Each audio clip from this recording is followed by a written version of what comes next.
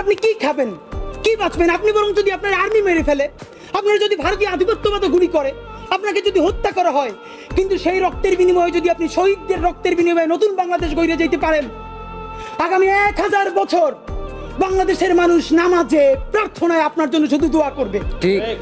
বুড়ো মানুষটা থেকে শুরু করে শিশু আপনার বক্তৃতা শুনে মাননীয় উপদেষ্টা কতক্ষণ জানেন? যতক্ষণ আপনি জুলাইয়ের জবানে কথা বলেন।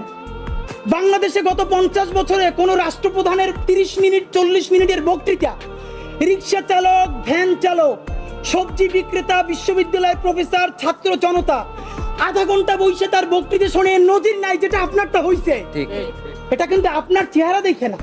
আপনি রাজনৈতিক দল করছিলেন, ফেরও করছেন, কিন্তু এইবার যে আপনার এই বাংলাদেশের পক্ষে হৃদয় নিংড়ে ভালোবাসা, আপনি যখন বক্তৃতা করেন আপনি আর্টিফিশিয়াল কিছু বলেন না, কিন্তু আপনি যখন ঘোষণাপত্র বললেন আপনার চেহারায় আর্টিফিশিয়াল ছাপ।